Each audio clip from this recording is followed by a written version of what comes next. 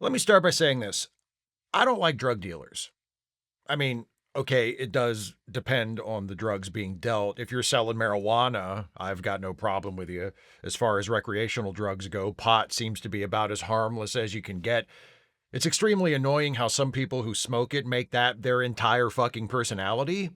Then again, it's annoying whenever people do that with anything. So I don't blame the drugs for that. People are dopes for reasons other than dope. But if we're talking about harder drugs, that's different. Cocaine, heroin, assorted opioids, that shit'll kill you. If you traffic in the hard stuff, at best, you're exploiting someone's addiction, which is a horrible thing to do. And at worst, you're actively enabling someone's self-destruction and eventual death. And I think you're a scumbag. I wanted to make that clear to establish that if I have a bias regarding the subject I'm getting ready to talk about, it's against drug dealers, drug smugglers, and so on. I'm not a fan of theirs in general as a group.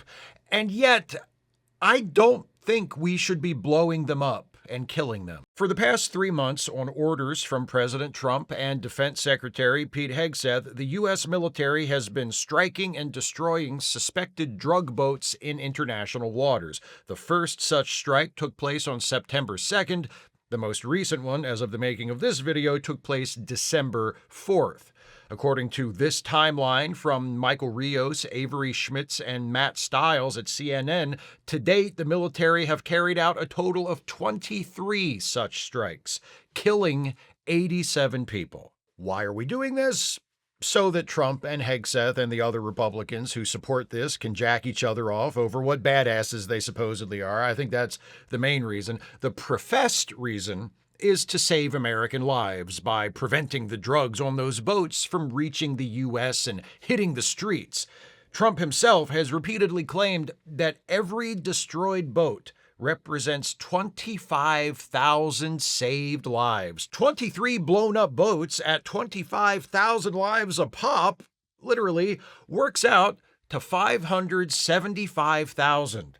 575,000 precious American lives saved by the strong moral and military leadership of Donald Trump and Pete Hegseth, those courageous champions of virtue and public health.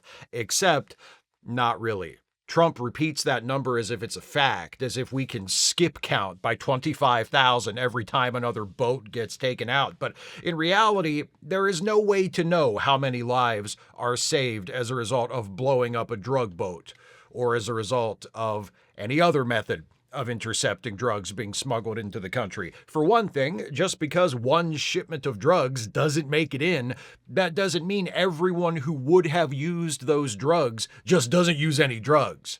If one shipment doesn't get through, it can be replaced by another one that does get through. That's how drug smuggling works. Not everything gets through. Drug traffickers know this. For another thing, not every dose of narcotics being smuggled on that boat was going to result in a death.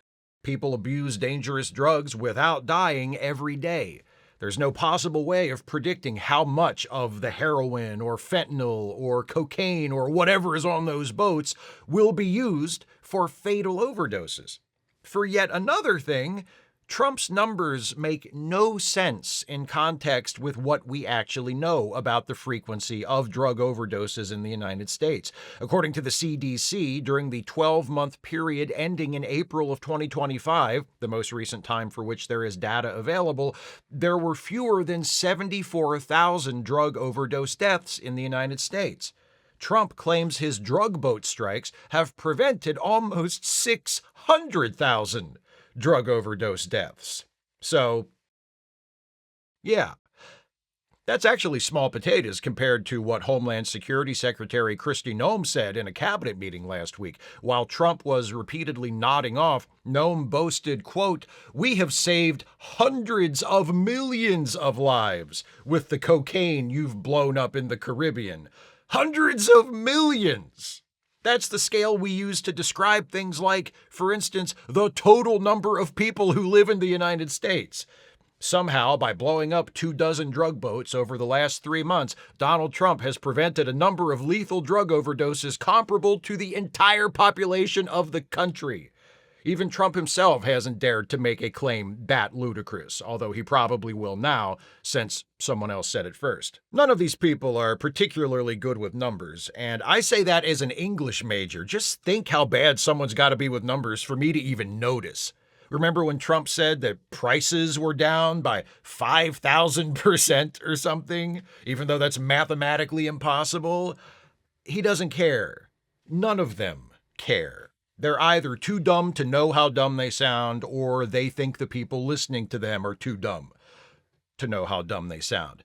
And one last thing, all of this is based on the premise that there were even drugs on those boats at all, which we don't know. From that CNN timeline I referenced earlier, quote, the Trump administration has also not provided public evidence of the presence of narcotics on the boats struck, nor their affiliation with drug cartels. Am I suggesting that the Trump administration is having the military just blow up random boats without knowing if they're smuggling drugs or not? No, but, would that surprise you? The point is, we don't know. Those boats and the people on them that have been destroyed were suspected of smuggling drugs, but we don't know. Obviously, people involved in ordering these strikes studied available evidence and came to certain conclusions, but conclusions, especially ones that are reached in the heat of the moment, can be wrong. Those suspected of crimes can turn out to be innocent. Someone behaving in a way that suggests they're doing one thing can in fact be doing something else. This is why we have a justice system. This is why we have trials. This is why, as a rule, we don't want the authorities to just kill people. Were the people killed in the strikes on those boats drug smugglers? Probably. But do I know that for sure? No, I don't. And neither do the people who ordered and carried out those strikes. Even if you believe in the death penalty, presumably you want it only to be carried out against people who are actually guilty of the crime for which they're being executed. Right? According to the Death Penalty Information Center, or DPI for short, a nonprofit that collects data related to capital punishment, since 1973, 200 people sentenced to death in the United States have been exonerated. The DPI website also lists the cases of 21 people who were executed but possibly innocent of the crimes for which they were executed. It also has an article describing more than 24 cases of people who were executed and were later officially declared to have been innocent. And all of that was with the benefit of due process. The criminal justice system in the United States has gotten it wrong that many times, executed or almost executed that many innocent people. At least that many. Those are the ones we know about. There have surely been more. But when it comes to the Trump administration blowing up suspected drug smugglers in boats, I'm just supposed to trust them to get it right? I'm not personally in favor of the death penalty, but even if I were, I think my response would have to be, fuck that. If Donald Trump or Pete Hegseth or any of these other big-talking fucks think these boats are smuggling drugs into the U.S., fine. Do what every other administration has done. Stop them, search the boats, confiscate any drugs, and arrest the smugglers and turn them in to face justice. Actual justice, or at least the nearest thing to it we can manage. You think they should be punished? Show up to court with evidence that they did the crimes of which they are accused and make a fucking case. You don't get to just kill people. This story has been headline news the past week after new details emerged about the first of these alleged drug boat strikes, the one that was carried out on September 2nd in the Caribbean. Members of Congress were shown video of that strike, which reportedly included a second attack, which killed 2 survivors of the first attack. Pete Hegseth has insisted that everything was done properly and according to standard procedure. Not everyone's buying that, however. Killing people under those circumstances, regardless of whether they were smuggling drugs or doing anything else prior to the first attack, is what I would call a murder, and what others are suggesting should also be called a war crime. NPR's Elena Moore reported on the briefings given to lawmakers regarding the September 2nd strike and writes, quote, "After those briefings, leading Democrats expressed shock at what they saw, with the top Democrat on the House Intelligence Committee calling it one of the most troubling things I've seen in my time in public service. You have two individuals in clear distress, without any means of locomotion, with a destroyed vessel, who were killed by the United States," said Representative Jim Himes, Democrat, Connecticut. Under the DoD manual for abiding by the laws of armed conflict, the specific example given of an impermissible action is attacking a shipwreck, he said. Any American who sees the video that I saw will see the United States military attacking shipwrecked sailors. Hey, remember a couple of weeks ago when Trump got all pissed off at Senator Mark Kelly because he and some other people posted a video where they reminded members of the military that they're not supposed to obey illegal orders? What was all that about? In case you're wondering, like I was as I was writing this video, drug smuggling is not a death penalty offense in the United States.